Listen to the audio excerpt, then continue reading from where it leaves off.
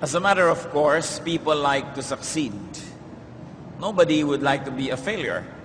And people celebrate success. Hangad ng bawat tao ay maging matagumpay. Ano ang matututunan natin sa Biblia tungkol sa paksang ito ng pagtatagumpay? Paano ba maging successful? Ama namin, salamat sapagkat kayo aming Diyos, aming magulang, tagapagligtas, kayong tagapagtanggol, tagapagbigay na aming mga kailangan. Humihingi kami ngayon ng karunungan na maunawa namin ang mensahe nyo, hindi lang madagdagan ang impormasyon na laman na aming isip, kundi lumalim ang buhay naming nakaugat sa iyong salita. Enable us, O Father, to plumb the depths of your word so that we may take root in your spirit. Nawa kayong maging tagapagsalita, pawiin niyo po ang aming mga alalahanin, mga nararamdaman sa katawan, mga iniisip, maging ang aming mga kabigatan. Ang lahat ng ito ay sinusuko namin sa ito, humihingi kami ng pagpapala. Nawa, Panginoon, baunin namin, hindi lang sa pag-uwi ngayon, kundi sa buong buhay, ang pagpapalang ngayon ibibigay mo sa amin.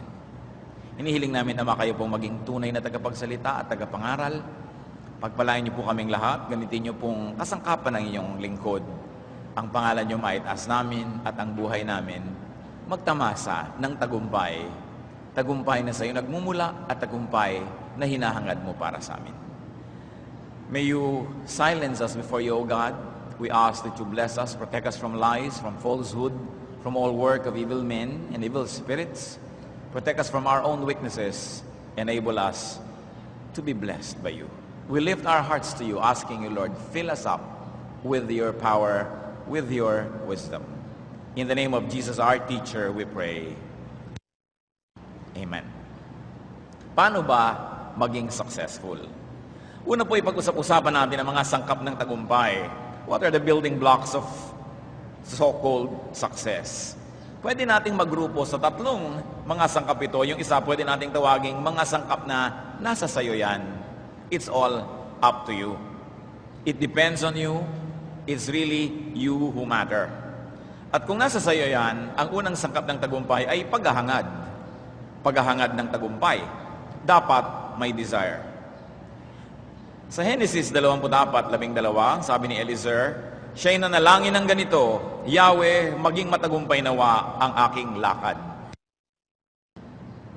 Hindi lang siya lalakad, nananalangin siya at ginugusto niya na magkaroon ng tagumpay. Dapat may pagnanasa sa tagumpay. Negatively, this is the effect of desire. Santiago 1:14-15, natutukso ang tao kapag siya'y naaakit at nagpapatangay sa kanyang sariling nasa. Kapag ang nasa ay tumubo at nag-ugat sa kanyang puso, magbubunga ito ng pagkakasala. Kapag ang kasalanan ay lumala, ito'y hahantong sa kamatayan. So nakikita niyo po na yung negative desire leads to negative fruits. Dahil may pagnanasa, kaya lang mali ang pagnanasa, may bunga. So baligtarin mo yun. Yung pagnanasa na positive, magkakaroon din yun ng positive na bunga. Therefore, positive desire leads to positive fruits. But you have to begin with desire. We must not demonize desire itself, but we only demonize negative, evil desires, but not good desires. But still, as we can see, desire procures. Dapat may paghahangad. Unang Korinto 12:31, kaya't buong sikap ninyong hangarin ang mga kaloob na mas dakila. So even spiritual gifts have to be desired. Kailangan maggustuhan mo talaga yon at ipagkakaloob sa iyo. At kung ano yung pinagkaloob sa iyo, ay gustuhin mo. Pero dapat tama ang paghahanap. It is not enough that we desire, we must employ the correct and godly measures and godly methods in the pursuit of our desires. Awit 37:4, kay Yahweh mo hanapin ang kaligayahan at ang pangarap mo'y iyong makakamtan. So ano man ang hinahagad ng tao, dapat ay sa paraan ni Yahweh, sa pamamagitan ni Yahweh at sa kaluwalhatian ni Yahweh ang kanyang paghahanap. Hindi lang dapat merong pagnanasa, dapat din may plano. Dapat may balak. Parang isang lalaking nanliligaw sa babae, o sige, sabi ng babae, mahal na mahal mo ako, gustong gusto ko mo ako, anong plano mo sa akin? Dapat may plano. Hindi lang sapat na mahal kita. Kaya yung mga nagbo-boyfriend, girlfriend, wala namang balak maging mag-asawa, anong gusto nyo? Mahal nyo lang ang isa't isa, pero wala naman talaga kayong plano So saan pupunta yan?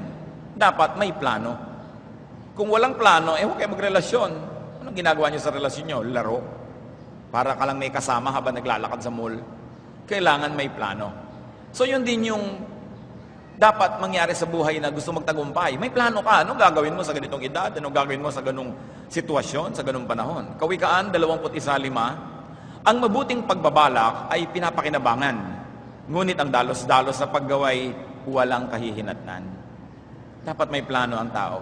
May gusto, may kagustuhang umasenso, at meron siyang game plan. May mga step-by-step procedure na nasa kanyang isip. Dapat din, hindi lang nagpaplano ang tao at hindi lang may pagnanasa, may abilidad. Dapat may tamang diskarte.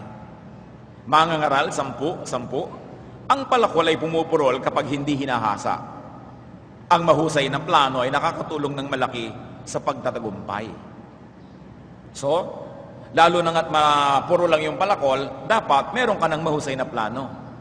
Ganoon. Hard work, good technique brings results. It brings about results. Marami po sa atin mga kapatid, meron tayong mapurol na palakol. Yung palakol, yung malaking-malaking metal na itak na pangputol ng kahoy. Kasi hindi na nagsisibak ngayon ng mga maraming tao, hindi nila alam kung ano yung palakol. It's a tool by which you cut wood. And if that tool is dull, you have to work extra hard to make it work. And in our life, it happens. Sometimes you have a very dull childhood in the sense that you are dull financially.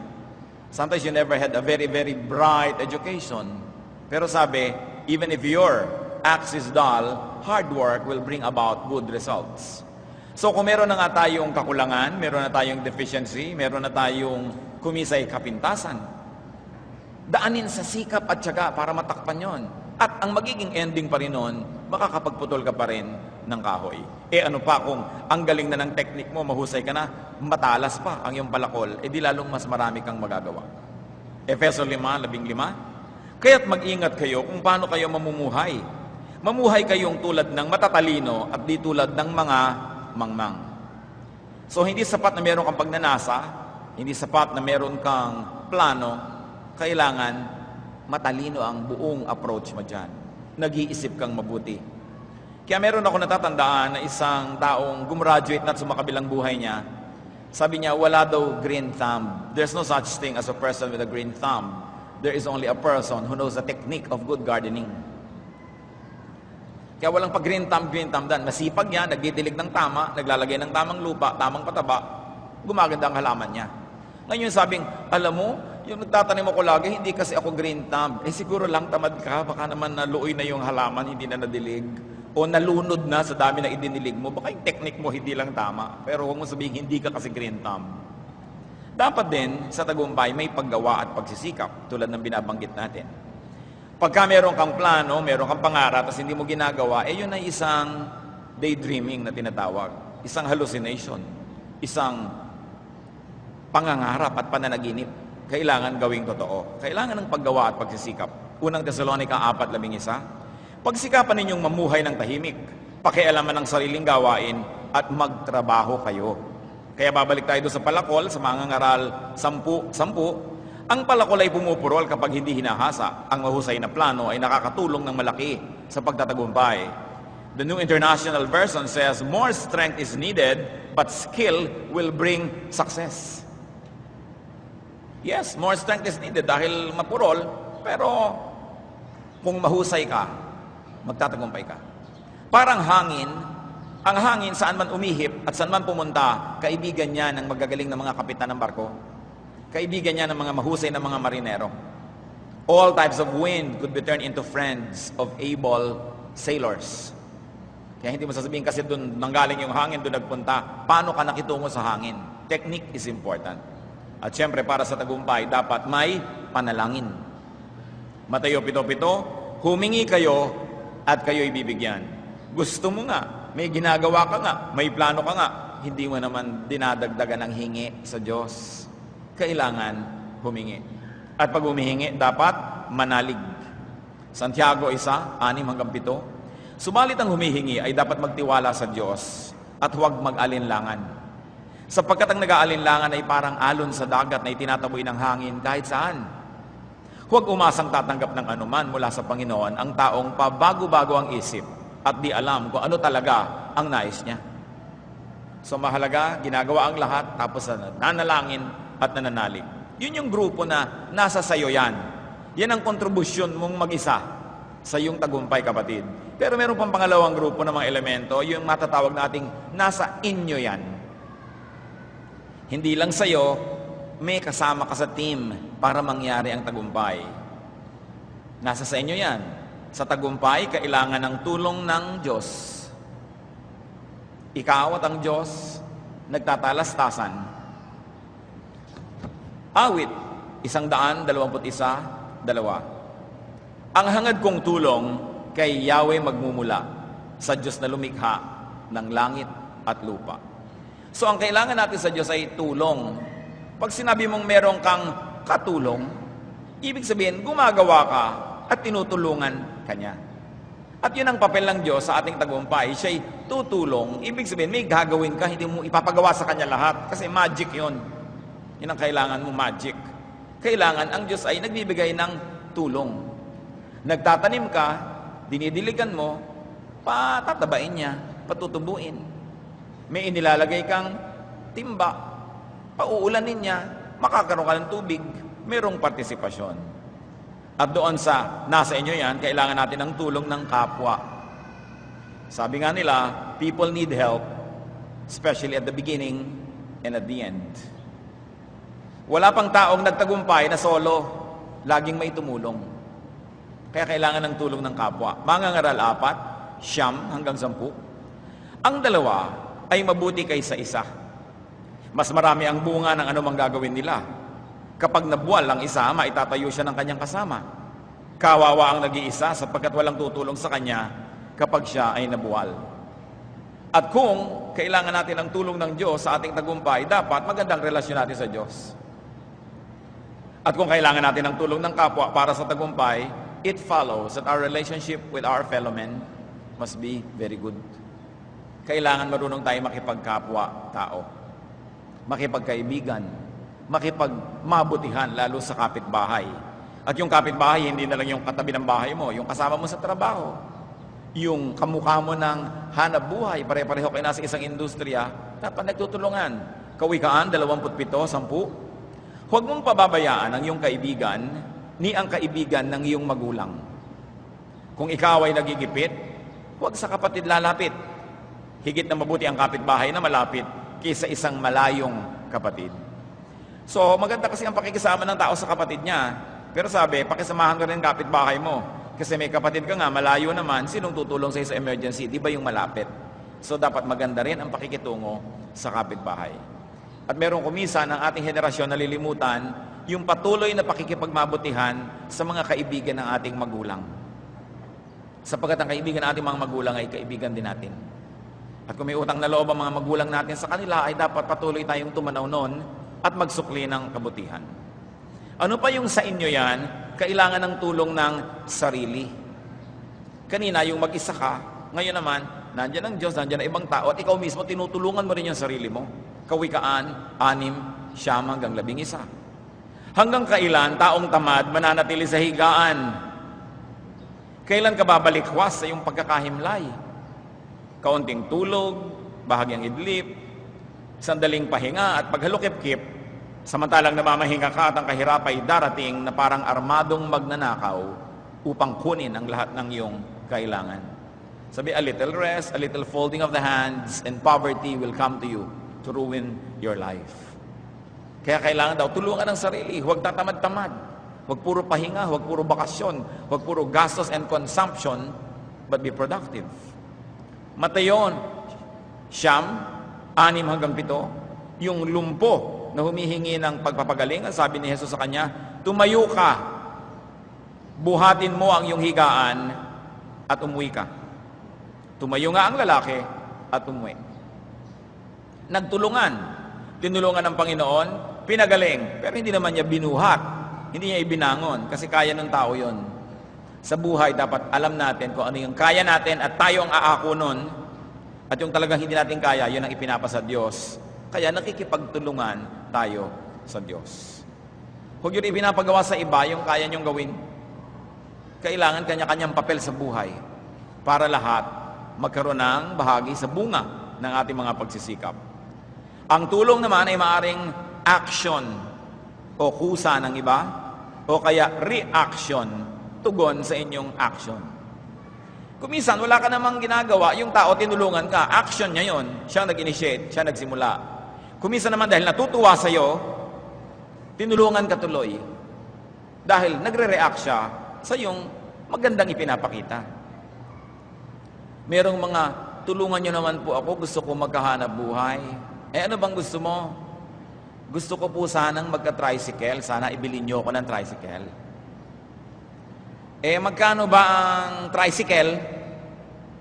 Ewan ko ho, matingnan. Gano'ng karami pang gasolina ang gagamitin mo dyan sa isang maghapon? Hindi ho natin alam. At sa dami ng gasolina ang gagastusin mo, magkano naman ang matitira sa'yo? Bahala na po. Magkano naman ang ibibigay mo sa aking hulog o boundary? Tignan po natin. Mga ilang kaya ang maisasakay mong tao sa maghapon? Hindi ko po alam. Bakit ka magta-tricycle? Lumayas ka sa harap ko. Di ba? Walang kaalam-alam, wala man lang ginawang homework, walang feasibility study. Pero meron naman, tatanungin mo, puhunanan kaya kitang magbabuyan? Magkano ba isang biik ngayon? Ngayon pong buwan na to, 1,200 hanggang 1,005. Pero pag bumili po kayo sa Bulacan, mga 1,1 lang. Ngayon, may mga buwan po, mga Abril, Mayo, nagmamahal. Kasi malapit na po magpista, mabili ang mga baboy. Kaya halimbawa na po, mga Oktubre, 700 lang humabibili yan sa Romblon. Marunong. Diba? Sa bawat isang baboy, kailan mo naman maibebenta? Matapos po ang 4 na buwan, kung gusto niya talagang palakihin, 6. Ilan ang ipapakain mong feeds bago yan maibenta? Siguro po mga 3-4 na sako. Ang bawat isang sako po, 1,000. So, 4,000 po sa isang baboy. Pagkatapos po ay pakakainin ko lang ng mga kopra, mga nyog, dadagdagan natin ng mga gabi at kung ano-ano. So, hindi na po natin gagastusin yun dahil pinupulot-pulot lang sa magilid-gilid sa bayan namin. At pagkatapos ibebenta nyo. So bawat puhunan po, kikita kayo ng siguro po mga 500 hanggang 700 kada isang baboy. So kung magpupuhunan po kayo ng 7 baboy, kikita po tayo ng 4,900. Sa bawat 4 na buwan, maghahati po tayo. Meron tayong 2,500 o whatever. Magaling ka, eto, mamuhunan ka. Ang point mga kapatid, bago kayo maghangad, alamin nyo muna kung ano hinahangad nyo. Dapat alam mo. At kung gusto mong magnegosyo, gusto mong kumita, kung saan ka merong asset, kung ano yung malakas ka, ano yung magaling ka. Katulad dun, ang dami yung nakatiwangwang na lupa sa probinsya, tapos nandito ka, nagtsatsaga ka sa minimum wage. Samantalang pwede ka sigurong mag-start ng babuyan. Kung may magtitiwala sa'yo, katiwa-tiwala ka, baka kapuhunanan, mas kikita ka. Anong meron ka? Mahalaga yun. So may tumutulong sa atin dahil reaction. Nakakatuwa itong taong to, tulungan ko nga. Meron naman, tinutulungan ka na binawi pa dahil reaction, dahil saksakan ka ng tamad at gastador, walang mangyayari sa buhay mo. Ano pa po yung pinag-uusapan natin nasa inyo ang tagumpay? Isama natin yung statistics, yung batas ng kalikasan. Because we interact with statistics. We interact with the unwritten law of nature, which was authored by God Himself. Because creation is governed by statistical laws and trends. Creation is governed by statistical probabilities. Halimbawa, ang mga katotohanan tungkol sa mga bilang. Sa mga ngaral, 4, ang dalawa ay mabuti kaysa isa. Mas marami ang bunga ng anumang gagawin nila. Dapat pa bang i-memorize yan? Di ba napaka-obvious?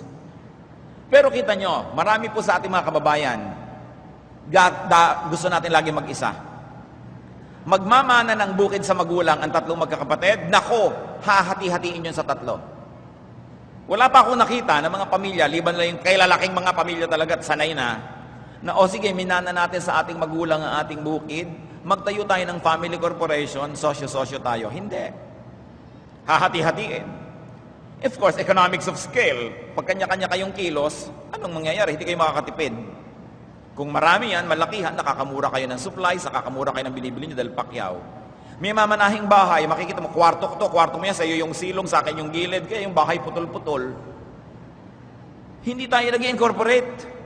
Ang laging gusto, maghati-hatian, magkani-kanya. Naghihingalo pa yung magulang, kanya-kanyang babana ng mga lumang piano, mga akala na hindi umaandar.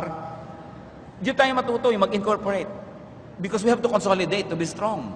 It's important. You want to succeed, ang dalawa ay mabuti kaysa isa. Tamo churches, pag dumadami, o mag-i-split. Ang kumpanya, pag lumalaki, maghihiwalay yung dalawang incorporator. Hindi patuloy ang asenso. Mga ngaralapat, 12. Kung ang nag-iisa'y maaring magtagumpay laban sa isa, lalo na ang dalawa. Ang lubid na may 3 pilipit na hibla ay hindi agad malalagot. Nakikita niyo yung mga statistical probabilities na naka-enshrine mismo sa Biblia. Mateo 24:12. Ang kasama ay lalaganap, kaya't manlalamig ang pag-ibig ng marami. Another statistical probability.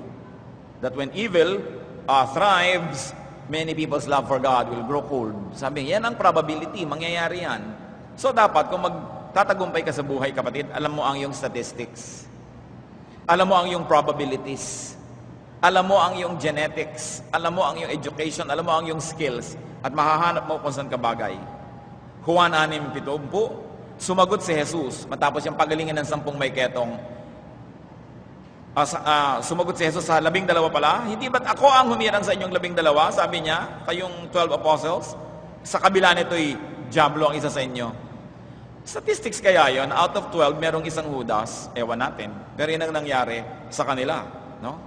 Sa Lucas 17 hanggang 18, yung binabanggit kong mga may ketongin, pinagaling ni Jesus yung 10, isa lang bumalik para magpasalamat. Hindi ba't 10 ang aking pinagaling at nilinis? Tanong ni Jesus. Nasaan ang 9? Wala bang nagbalik upang magpuri sa Diyos, kundi ang dayuhang ito? So siguro kung tutulong ka, may 10 kang tinulungan, ihanda mo ng loob mo, baka isa lang yung magpasalamat. Statistical probabilities, para hindi ka laging bigo. Mateo 7:14, ngunit makipot ang pintuan at makitid ang daan patungo sa buhay at kakaunti ang nagdaran doon. So dahil mahirap maging makadiyos, kukunti lang yung gustong maging makadiyos. Nakabase dapat sa ganitong mga katotohanan ang gagawin mong pagpapasya at i-apply mo ito sa iyong buhay, sa iyong progress. At mga kapatid, ang dami nang nakasulat ng mga statistical probabilities. Nandyan na yung Einstein's law, nandyan na yung mga kung ano-ano mga laws na nadiscover ng mga scientist. Yung laging constant ang speed ng light. So ngayon, gagawa ka ng imbensyon, sundin mo lang yon. Sundin mo lang yung law of gravity, sundin mo yung mga velocity, mga laws of physics. Physics is the most developed science, no? So ang dami mong magagawa dahil nakabase dun sa mga nadiscover na nila na katotohanan. Hindi nila nilikha ang katotohanan na yon, Diyos ang lumikha nun, nakita lang nila kung paano umaandar. At sasakay ka doon. Natatandaan ko na merong isang pelikula noong unang panahon, Papillon, tungkol sa paru-paro yun in French, na isa siyang nakakulong sa isang pulo at gusto niyang tumakas. So ang ginawa niya, tinoobserbahan niya yung dating ng alon doon at paghampas doon sa dalampasigan kasi hindi naman sila nakakulong sa building, pero yung island mismo, buong island kulungan. Inobserbahan niya at naobserbahan niya sa tuwing ika-4 ba o ika-5 hampas ng alon, lumalabas patungo doon sa malayo yung balik ng alon. Naghulog siya ng kung ano, inobserbahan niya, tama, ika-4 na alon, dadalhin sa labas yung lahat ng laman nung pinakalawa na yon. So ang ginawa niya, 1, 2, 3, no, ika-4 na, saka siya tumalon, paglabas ng alon, nadala siya. Hindi niya inimbento yung law na yun, nandun na eh. So ang mahalaga, inoobserbahan mo yan. Kaya mga magsasaka, nagtatanim sa panahon, kasi maiiwan sila ng ulan, maiiwan sila ng araw.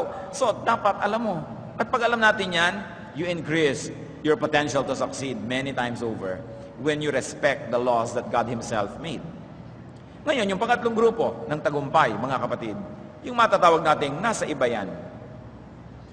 Merong nasa inyo yan, merong nasa iyo yan, at meron namang nasa iba. Talagang wala sa kamay mo to, nasa iba. Labas ito sa iyo at wala ka magagawa, kapatid. Tulad ng pagpapala ng Diyos. Exodo 33:11, sabi ni Yahweh, mahahabag ako sa nais kong kahabagan at maaawa ako sa nais kong kaawaan. So ibig sabihin, nasa Kanya yun, hindi mo siya mapipilit. Kung gusto ka pagpalain ng Diyos, walang makakapigil. Kung ayaw, walang makakapilit. So merong factor na wala sa kamay mo.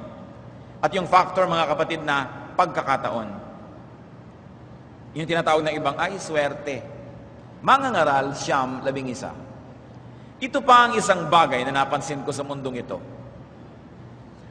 Ang mabilis ay di siyang laging nananalo sa takbuhan Ni ang malakas ay laging nagwawagi sa digmaan. Ang matatalino ay di laging nakakasumpong ng mga kailangan. At di lahat ng marunong ay yumayaman.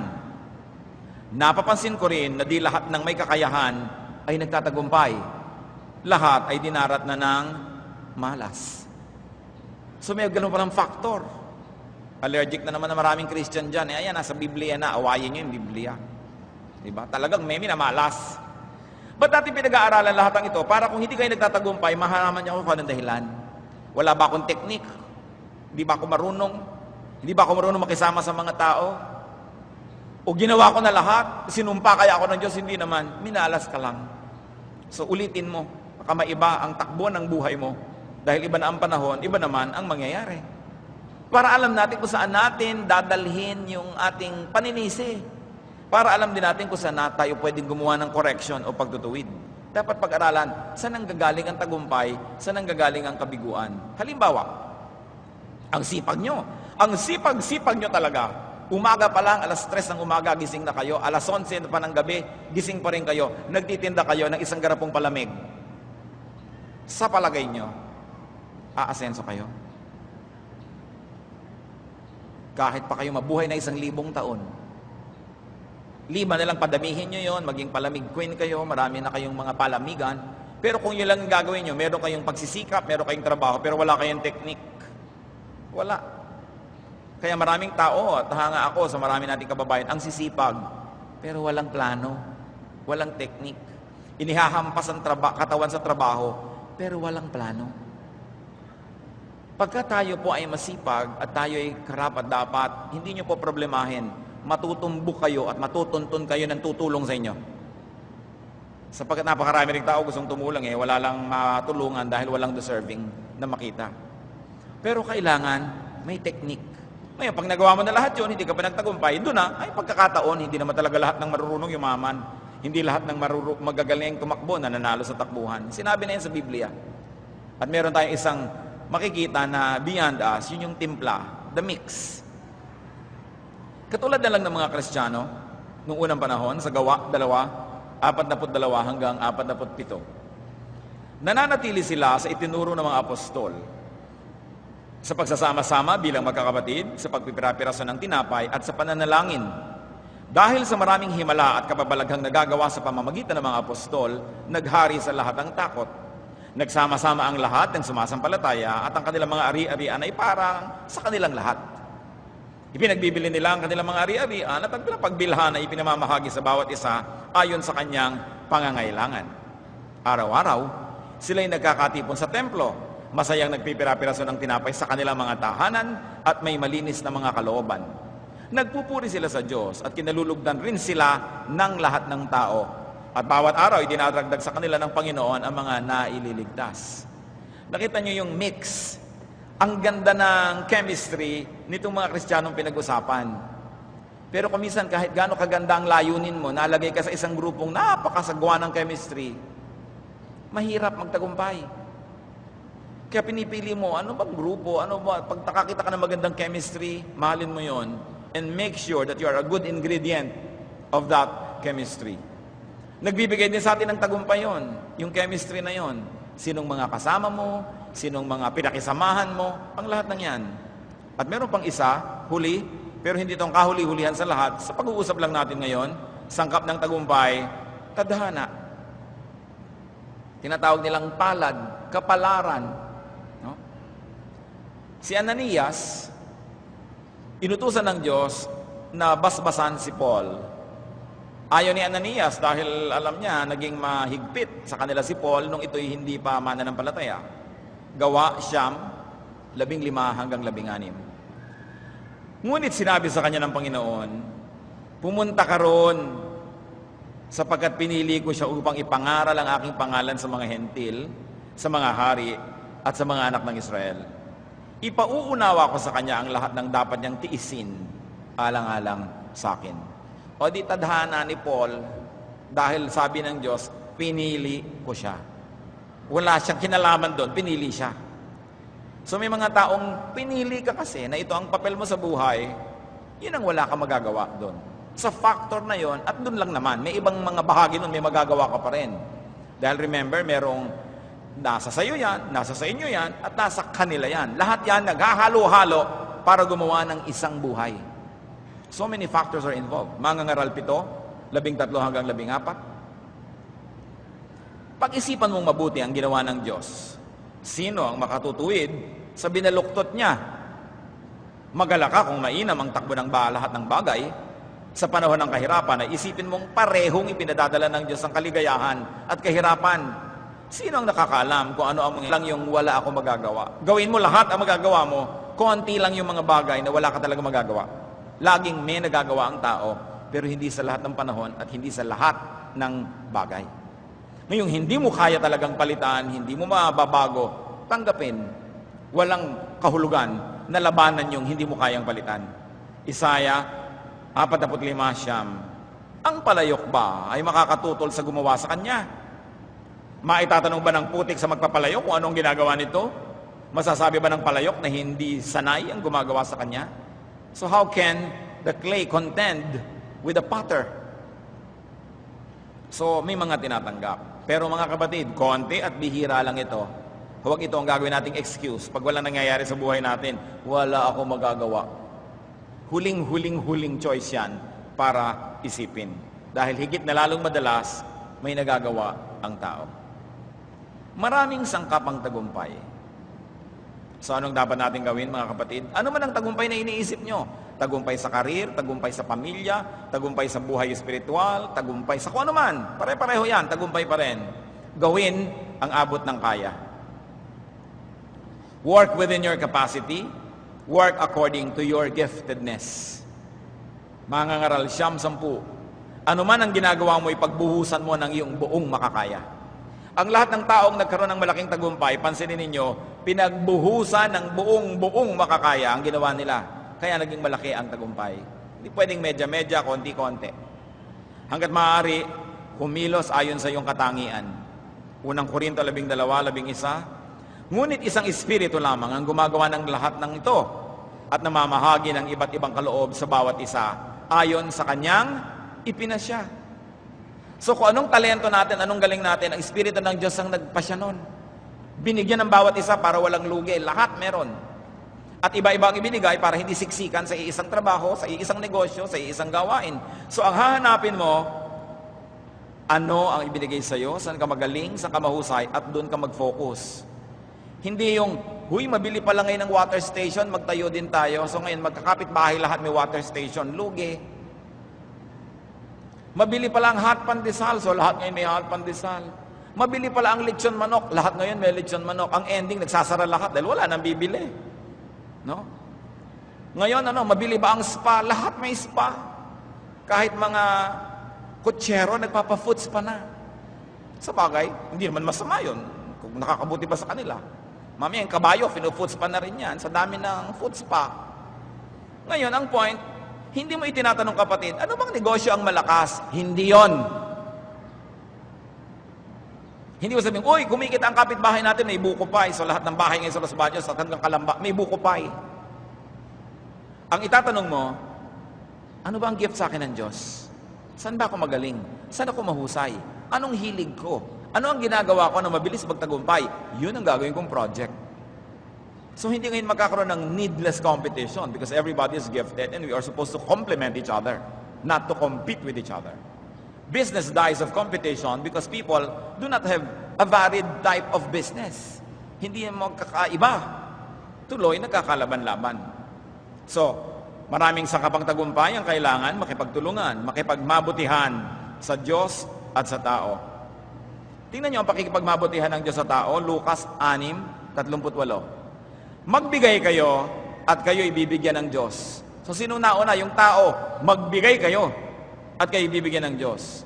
Hustong takal, siksik, liglig, at umaapaw pa ang ibibigay sa inyo. Sapagkat ang panukat na ginagamit niyo sa iba, ay siya rin gagamiting panukat sa inyo. Kuripot ka sa Diyos, di kuripot siya sa iyo. Mapagbigay ka sa Diyos, mapagbigay siya sa iyo. So nasa sa iyo yan. Yun ang sinasabi natin. No? At pag ginawa mo na, you did the action, God will give the reaction, He will bless you. Yung iba, hindi na bibless kasi ang kunat, ayaw magbigay. Talagang pagkakurikuripot. Nalinaw-linaw na dito, kuripot ka sa Diyos, di kuripot siya sa'yo. Mahirap bang intindihin? At dahil maraming sangkapang tagumpay, dapat tanggapin ang di kayang kontrolin. Job 22:21, sumang-ayon ka sa Diyos, makipagkasundo ka sa Kanya, ang buhay mo'y gaganda at magiging maginhawa. Kita natin, bakit makikipaglaban sa Diyos? Diyos yun. Ba't mo siya iinisin? Ba't ka magtatampo sa Kanya? May panalo ka ba doon? Diyos siya. Kaya sabi, kanina, ulitin natin, gawin ang magagawa. At hindi lang yon, dagdagan ng sikap, dagdagan ng pananim. Gusto mong dumami ang ani, anong gagawin mo kapatid? Dagdagan mo ang punla. Gusto mong lumaki ang benta, dagdagan mo ang puhunan. Gusto mong lumaki, ang ginagawa mo, dagdagan mo ng pagod. Work to the max. Mangangaral, 11, 1 hanggang 2. Maghagis ka ng tinapay sa gitna ng karagatan, ito'y talinghaga, ibig sabihin, mamuhunan. Kasi ang mga namumuhunan, namumuhunan sila ng mga barko, mga bangka, nilalagyan nila ng kalakal, dinadala sa kabilang ibayo para kumita. So parang naghagis ka ng tinapay sa karagatan, marami kang mga bangka, iba-iba. Marami kang negosyo. Maghagis ka ng tinapay sa gitna ng karagatan at may mapapakinabang ka sa pagdating ng araw. Sabihan yung cast your bread upon the waters. Akala nung iba, magpakain ka ng mga isda. Dahil di ba, naghagis ka ng tinapay sa fish pond. Hindi yun. No? Talinghaga. At sabi pa, hatiin sa 7, sa 8 ang kalakal mo, pagkat di mo masisiguro kung ano ang kasamaang mangyayari sa mundo. Don't put all of your eggs in one basket. Kailangan meron kang diversification. Pero don't over-diversify because you'll spread yourself too thinly. Pero hindi isa lang inaasahan mo, yun na yun lang. Pagka ngayon biglang hindi na uso yun, biglang wala kang kakita-kita, meron ka pang isang pangalawang fallback. O may pangatlo kung kaya mo. Huwag naman sobrang dami kasi maraming kumpanya rin nawasak kasi sobrang diversification. Ba't sabi, hatiin sa 7 o 8 ang kalakal mo, iba-iba. Kung ang tinda mo lang lagi bukayo, paano kung lahat ng tao sa isang baryo nagkaroon ng diabetes, di wala nabibili ng bukayo mo. So dapat, nasa inyo, may tinda ka rin bunot, ginawa mo rin bunot yung nyog, diba? Gumawa ka rin ng virgin coconut oil mula sa nyog, gumawa ka ng walis tingting, may coco lumber ka pa, para kung ayaw na niyang bumili ng bukayo, o may tinda ka naman na nata de coco, o may tinda ka naman na limbawa na gata, may tinda ka pa dito na kung ano-ano, marami kang pagkakakitaan. Mangangaral, 11:6, sa umaga, inihahasik mo ang iyong binhi. Hindi ka tumitigil sa paggawa hanggang gabi, sapagkat di mo tiyak kung alin ang magbibigay sa iyo ng tagumpay, o kaya umaasa kang lahat ay iyong pakikinabangan. Sasabi, may itinanim ka na, hindi tama yun, may iba ka pang gagawin. Kasi hindi mo alam kung saan magmumula ang blessing, alin ang paparamihin. Hindi yung mga taxi driver, nakita mo nakatutulog doon sa isang gilid, patulog ka dyan, naka-boundary na ako Mga tricycle driver na nagtihaya doon sa kanilang maliit na tricycle, nakataas pa ang paat, kukuya-kuya-kuya, bakit ka hindi pumapasada? Okay na yan, okay na ako meron na akong pamalengke. Sabi, huwag ka tumigil sa paggawa, natapos mo na isa, may simulan ka pang isa, kasi may lakas ka pa naman gawin mo. Kasi hindi mo alam, may mga panahon na bumabagyo, hindi ka pwede pumasada, dapat marami kang kitain. May mga panahon na humihina ang kita mo, pero may na-impo ka naman, may na-invest ka sa iba. Sabi, huwag tumigil sa paggawa. Palakihin ang pangsahod. Palakihin ang lalagyan ng pagpapala. Para kung maisipan ng Diyos na maraming ibuhos, meron ka pang lalagyan. Nakita niyo yung babae na pinaghimalaan ng Diyos? Wala siyang pera, may konti siyang langis. Sabi ng propeta, manghiram ka ng maraming walang lamang lalagyan ng langis at isalin mo yung konting langis mo. Nanghiram siya. At habang may walang laman na lalagyan, sinasali niya yung langis niya, nagkakaroon ng langis, napupuno lahat. Kailan tumigil ang pagdaloy ng langis nung wala na siya mapaglagyan? So, the blessing of God is not limited by His capacity to give, but by our capacity to receive. So, dapat marami kang ibinalagay. Oh Lord, pagpalain mo itong negosyo ko. Ito, sinwalan ko, pagpalain nyo itong aking ganitong hanap buhay. Nakita nyo yung Proverbs 31 lady? Bumibili ng bukid, nagpapatanim. Siya ay nagbuburda, pinapatinda niya. Nangangalakal siya, namumuhunan. Pero bukas ang kanyang kamay sa kawang gawa. Yung iba, pagka nahumaling sa business, talaga namang puro business na lang. Hindi na marunong magbigay. Pati yung kamag-anak business is business, talagang sisigilin ng buong buo, walang-walang ibayad. Nawawala yung charity. Pero ito, nagbibigay pa rin. She's the ideal, no? So, paano magiging successful? Lasapin ang ganda at sarap ng buhay. Anong kinalaman nun sa success? Mga kapatid, pag masaya ka, successful ka nun. Hindi nabibilang ang success sa dami ng pera sa bulsa. Kahit marami, kung malungkot, hindi ka successful. Kahit konti, kung masaya ka, successful ka. E paano kung marami na, masaya ka pa, di double success. Mangangaral 13, alam ko rin kaloob ng Diyos na ang tayo kumain, uminom, at pakinabangan ang buong kasama yon. At pagkatapos magpasalamat sa Diyos, maging mabuti sa kapwa. Kapatid, pag mabuti ka sa kapwa, successful ka. Pag mabuti ka sa tao, natutuwa sa iyo ang Diyos, isa kang malaking tagumpay. Sino ang walang mararating? Sino ang hindi magtatagumpay? Natural, yung tamad. Nabasa na natin yon.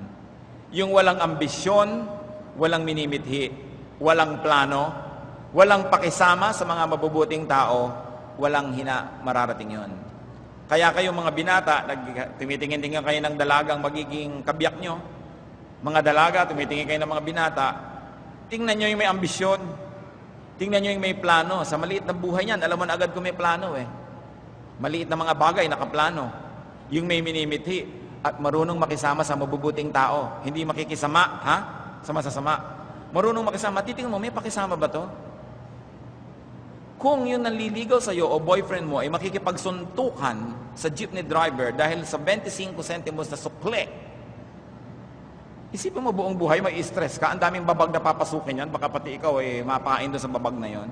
Ay, ayoko makasama to sa buhay. Palababag, palaaway, ang liit-liit na bagay, minamalaki. Ayoko nito, masyadong busisero. Nag-iisip kayo. Titingnan nyo kung paano siya nakikisama sa tao dahil kung magtatagumpay man siya dahil may tutulong sa kanya, masarap ba siyang tulungan? Huwag nyo lang kayo na in love dahil maputi ang ngipin.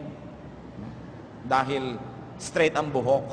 No? Pinlansya lang pala yun. Ano? Huwag kayong na-in love dahil ganun lang. Dapat tinitin nyo yung karakter. May potential ba siya? At ang hamon, mga kapatid, tulungan ang mga minamahal nyo.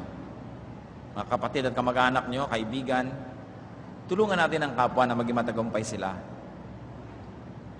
Isang matagumpay na tao is one less failure, one less headache, one less basket case. We must always rejoice the success of others. Hindi man nila tayo bigyan, at least hindi na natin sila bibigyan, malaking bagay na yon. Huwag kayo naiinggit sa mga nagtatagumpay. At huwag kayong tatawag kahit kanino na failure siya. Walang failure habang may buhay. Pwede niyo sabihin, hindi pa lang nagtatagumpay. No? Pero ang mahalaga sa atin, magtagumpay. Ba't natin ito pinag-uusapan? Ang sabi sa Bible, ang plano ng Diyos sa atin is plan to give us hope in a future. Plano ng Diyos, bigyan tayo ng pag-asa at magandang kinabukasan. At di pa daw nai-imagine ang isip ng tao, nakikita ng kanyang mata, ang pagpapalang handang ibigay ng Diyos at inilaan niya sa tao. John 10:10, ang sabi ng Panginoong Hesus, I came that they might have life and have it to the full. Have it abundantly. Spiritual life, emotional life, material life. How can you have an abundant life if you're not successful? So being successful is part of our spirituality. It is our duty to our Maker. Ang Diyos natin namuhunan sa atin, nag-invest sa atin, dapat magtubo siya. At laging naghahanap ang Diyos ng tubo. Ang daming istorya sa Bible, magbibigay siya ng puhunan, pinaghahanapan niya ng tubo.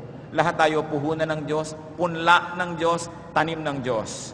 Isang kabanalan at isang relihiyosong gawain ang magtagumpay sa anuman ang ginagawa natin. Because our God is a successful God. Our God is God of success. Kaya magpapasalamat tayo. Let's celebrate the success of people. And let's help each other. Diyos namin, salamat po sapagkat kayo matagumpay na Diyos at ayaw nyo kami maging bigo. Turuan nyo kami, Lord. Matandaan namin yung bagay na matandaan namin. Lumalim sa isip namin yung bagay na magtanim sa isip namin sa mga napag-aralan ngayon. At nawa sa aming tagumpay, magkaroon kayo ng kasiyahan at madakila namin kayo. Magbulay-bulay tayo sa ilang saglit na katahimikan at makipagdiig sa Espiritu ng Diyos. Isipin natin kung ano sa mga pinag-usapan ang talagang dapat yung iuwi o lahat-lahat ba yun? Dinggin ang udyok ng Espiritu kung paano tayo lalong magtatagumpay sa buhay.